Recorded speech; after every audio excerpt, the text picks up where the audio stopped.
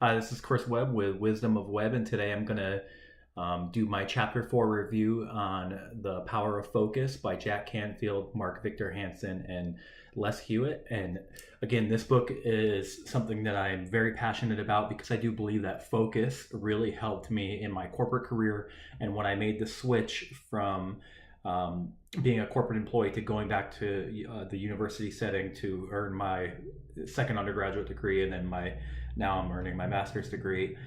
Focus really was critical in allowing me to be more productive. So chapter 4 is creating an optimum balance, and I'm going to be reading a little bit because there is a lot of stuff here. The good thing about this book is that there's a ton of stuff in it. The bad thing about this book is that there's a ton of stuff in it, and it's in some instances, it's very difficult to follow because if you follow everything, it seems like you're going to have a whole nother job on your hands. So what I'm trying to do with these reviews is just go through some of the things and give you guys some tips that I'm going to implement into my daily routine, and hopefully you can as well. So this one, it starts out with kind of remembering that if you want to be different, you have to do something different.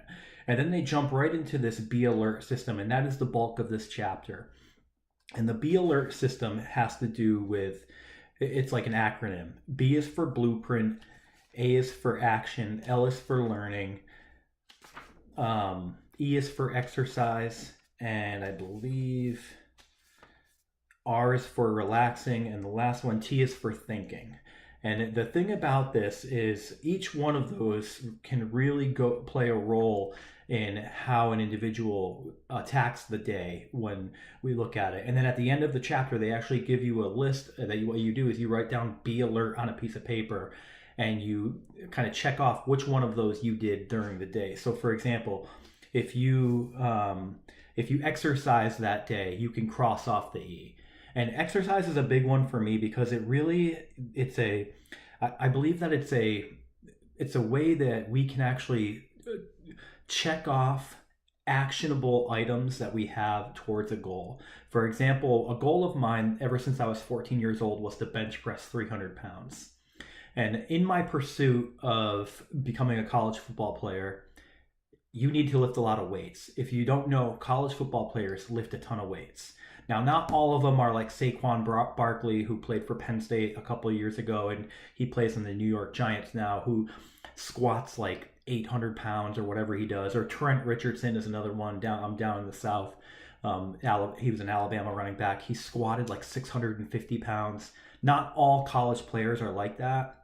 Your average college player, though, they do lift a lot of weight. I know a couple of former college athletes that I talked to online, and one of the gentlemen that I talked to, he told me when he was in his heyday, he played at the University of Arizona, so it's not a major program by any respects, but still a Pac-10 or Pac-12 program, so a relatively higher ranking program than Colorado State, where I was going to attempt to play.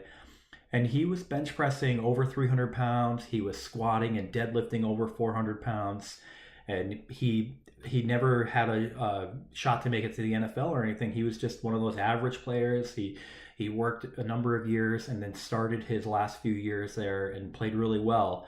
But he was just a run-of-the-mill player, and he lifted a lot of weight. So exercise is a big one for me because what happened when I started doing my exercise routine is I realized that the gains showed up. As I lifted, and I lifted for a week or so, I was able to lift more, and I was able to do it more repetitively. So I was doing 4 sets of 10, then I was able to jump to 4 sets of 12, then I was able to increase the weight and go 4 sets of 8, 4 sets of 10. So I think that it's really interesting because a lot of times in motivation, what happens is the motivation fades, but we need to have that long-term view in order to continue to move past that motivation. So that's why this one really stuck with me. And one other thing that I wanted to just get to before I let you go, R is for relaxing. That was a big one for me. It was difficult for me to relax. I remember distinctly once when I was in the corporate world, my wife and I went up to a resort in Phoenix, and I was unable to relax, and she had to like talk some sense into me and say, Chris, you need to stop. You need to leave work alone. You need to come here and you need to be with me.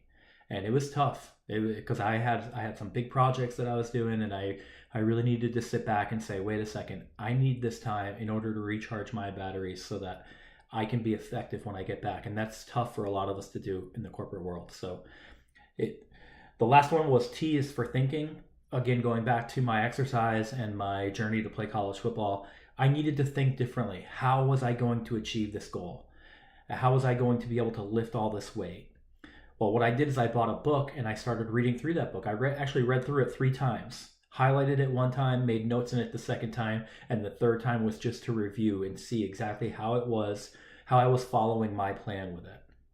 So that is a critical factor, is thinking and making sure that every part of your plan is something that you can adjust. So keep that in mind.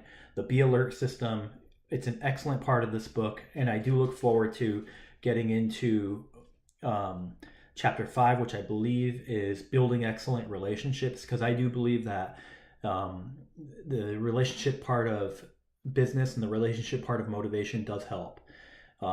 We'll get into that when I talk about it, but I hope this review helps you guys. If you have any questions, or if you guys have any stories you want to tell me about the Be Alert system for you, please go ahead and respond to me. Thanks.